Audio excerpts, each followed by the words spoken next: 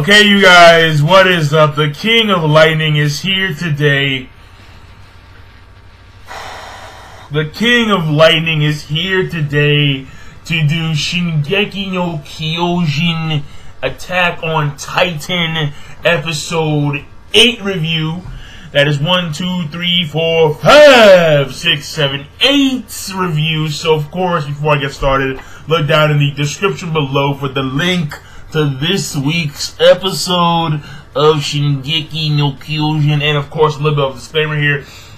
No Japanese company, corporation, or network has any claim to this video. The thumbnail is an original / remixed photo which belongs to no Japanese company, corporation, or network. The visuals are me. They do not own me. And the audio is me speaking over a soundtrack or a homemade soundtrack. They do not own my voice, obviously. This video follows the rules / regulations provided and set by Google / YouTube. Now, Yo man,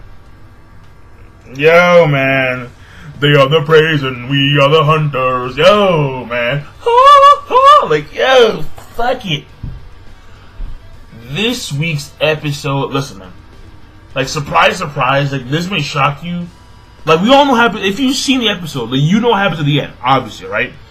The Titan that was going on a rampage, the 15-meter class Titan that was going on a rampage, apparently was either being controlled by Eren or was in fact Eren, and we're not too sure as to how that's the case, alright? But we'll find out soon enough.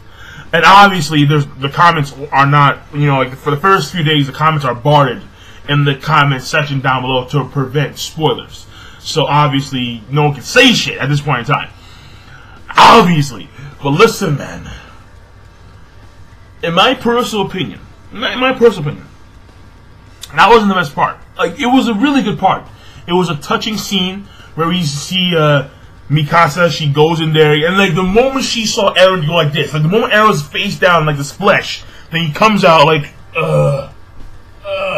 he just got fucking his shit rocked by some fucking big dude, like he got his shit rocked, and he's just like, and Mikasa doesn't care. She runs down there, and then like the way it was depicted, where all you see her is just her running, and the background's like white, and you hear her breathing, and then she runs over, she hugs him, she can't believe it at first, and then she checks his heartbeat to make sure he's actually real, and then she starts crying and bawling, and when they go to the rooftop, they see the devastation that Eren caused, and then we have Jean, he's like, did he really cause all this devastation? And, you know, so that whole entire last part, it was touching, it was moving, and it was done fairly well, it was. But that wasn't the best part, in my personal opinion, alright? The best part, in my personal opinion, was when, and this episode highlighted John so much, because, and Marco said it the best, where John, he's the leader of, well, he's like the sub-leader, technically, because Mikasa was the one who first led the charge, and then like she was of course distraught, and she was upset, and she wanted to bring out gas way early. So Jean took over. And the thing that Marco said that was very quintessential was that, yo, like, the reason why you're such a good leader, or the reason why you're a good choice to be a leader, out of all of us here, is because you're not powerful, alright? You're moderately weak. Or at least, like, you're, like, in between. Like, you're not that weak, considering the fact that you're in like, the top 10, but at the same time, you're not, like, Mikasa, or Annie, or Reiner, or Eren level. So the thing about it is that, or supposedly, according to the training stats, Eren level. But the thing about it was that because of that reason, because he's like in between the middle, because he's in between the weak and the strong, he can see both sides of the coin. He has that advantage to it. He can understand where the weak are coming from in their position. At the same time, he can understand where the strong are coming from in their position. So that's the entire plus about Jean. So, like, Jean is, you know, that's his highlight when it comes to Marco, how Marco described that. I think he's in the middle. In the anime, they said that he's, like, Marco said that he's weak. And again, in my personal opinion, he's not weak because he's, like, top fucking 10. If he's weak, then shit. Then what's gonna make everyone else?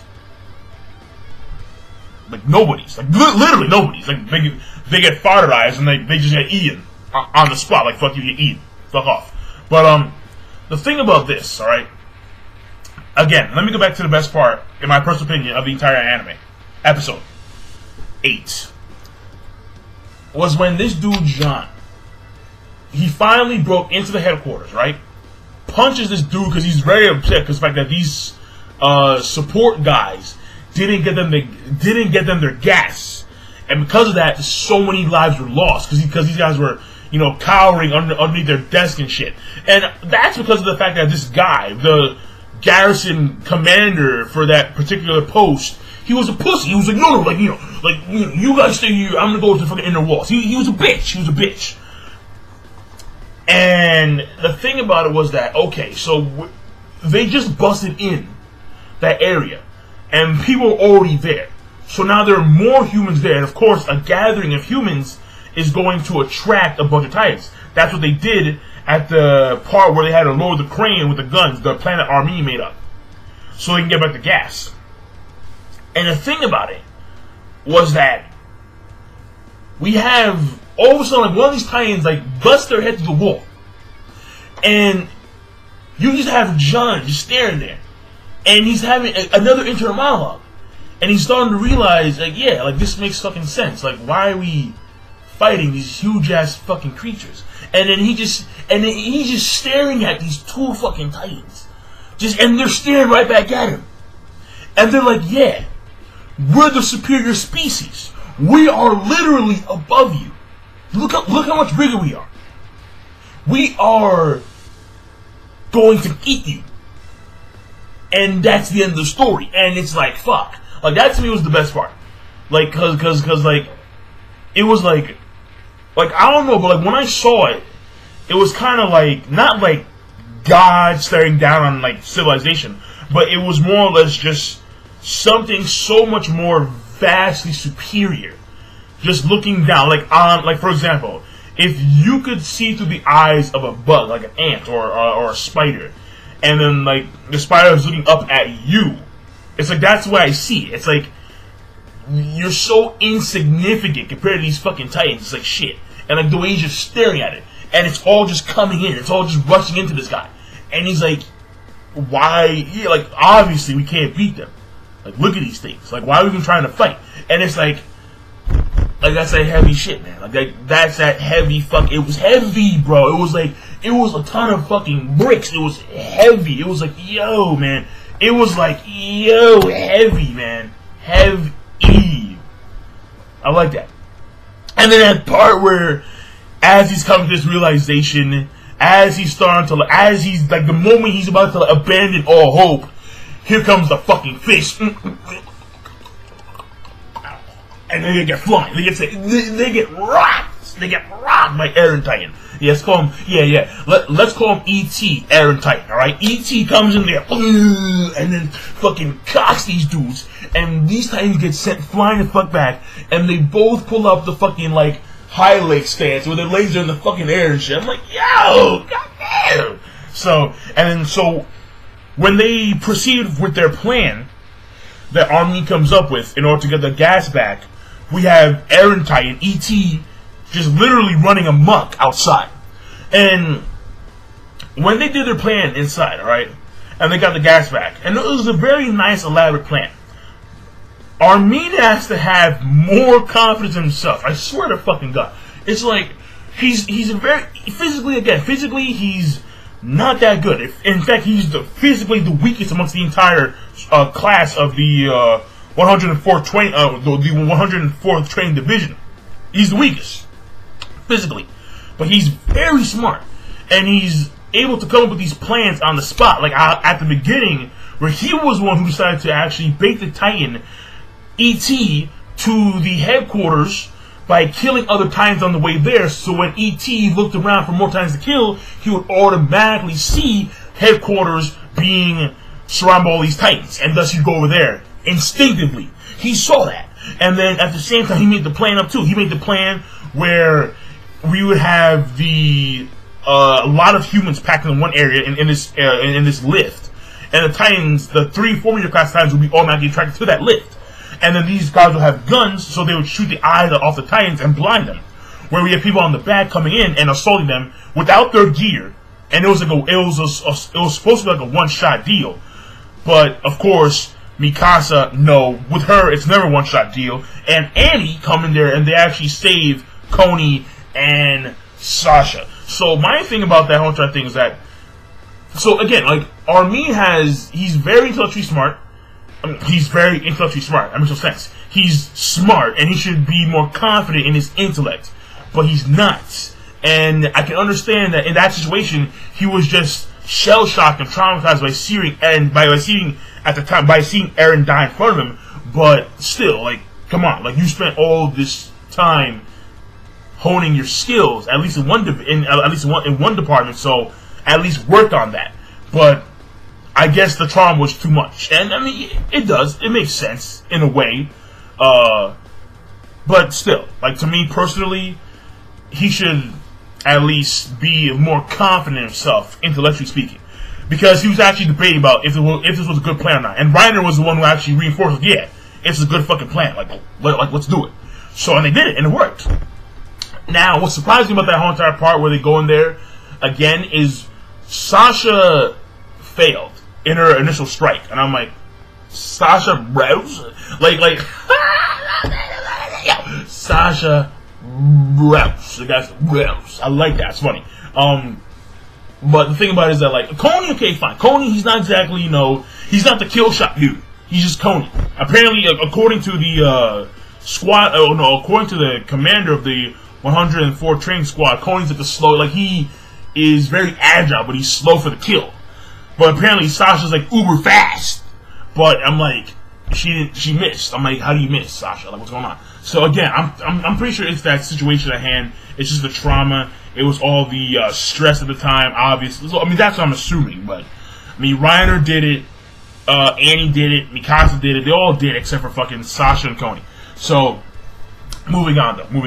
So that whole entire thing right there, when they go inside the headquarters, in my opinion, is like the best part of the entire episode. All right, and then of course we see yet again we see E.T. and oh man, after they come out the gas, they're like, yeah, let's go outside where we have our third gear back, like we're ready to go, kill some fucking Titans, and we see E.T. He's being consumed by these Titans, and this is very important. The Titans are eating his flesh, but it's not regenerating, or it's not regenerating as quickly as it would from like a normal Titan wound. So that's very important. Now, why is that? I can't say shit because I'll spoil. I can't say shit, so I'll spoil. But keep that in mind for the future. And it's very important, and this actually was a hint. If you read the manga, you would have understood that Eren was in fact this Titan, or at least there's some tie to Eren and this Titan, E.T. Because the moment Armin sees the deviant class that ate Tanis, and if you remember, Eren initially like rushed in there to kill that particular Titan, but he failed because he was cut off by another Titan that ate his leg when he was in mid-flight. So all of a sudden, this deviant class Titan walks in the way of E.T. E.T. sees that shit. He's like, "Whoa!" And all of a sudden he's like, fuck it. His eyes start to glow green, and then he starts to run, and even though his arms get ripped off, he starts to fucking run. He's like, fuck it, and he bites down on the actual weak point of the Titans, and he grabs this abnormal class and starts flinging him around, destroying the other Titans in his way. And then another 15-meter class comes up, like walking that girl, and he literally, like, and this is jaw strength, pure jaw strength. He's like, yeah, he just throws his ass, like, get the fuck out of here, man. And then he's like, pass out. He was done. Gone. Passed out. He's done. He's done for the day. And lo and behold, as the Titan exterior is like vaporizing away, Eren, in the midst of all that flesh and blood, Eren, and you're like, no, yeah, fuck yeah.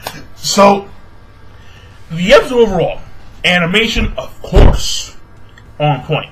Pacing, of course, on point.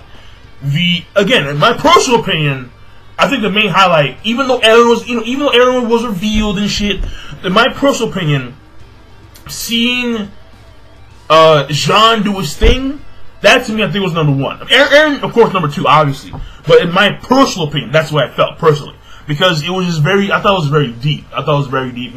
Like, again, like, it's just like a superior being just like looking down on you.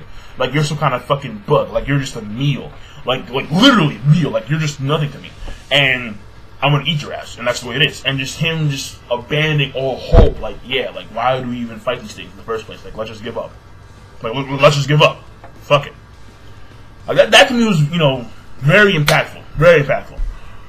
And there's one thing I want to say. Because this was one thing that was like, if you read the manga, this is one thing that's like been strongly hinted in this episode. And you're like, yo, come on. And I can't say it. Because if I say it, it's a huge spoiler. I can't say anything. But in this episode, I'm like, yo, come on, man. Come on. I can't say it. I can't do it. I can't say it.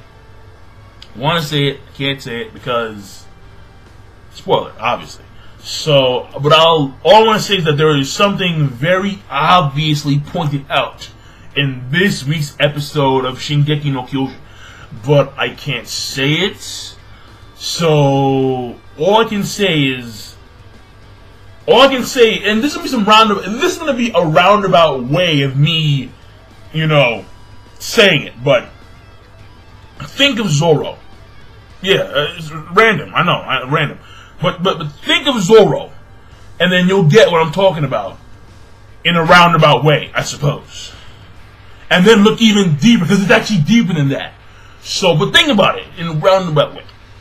Okay, think about what we just saw with Eren, and then think of Zoro, and then examine in depth the episode, because there's something key. So I'll leave it at that. So King of Lightning, be sure to, of course, the rating. Oh shit, the rating. Yeah, the rating is actually it's a good episode. Good plus great, around that range. So I'm gonna give it somewhere between good plus and great, somewhere around there. All right. Make up your own minds about that. But I'm done. King of Lightning. Be sure, of course, rate, comment, and subscribe as always. Peace and have a nice day.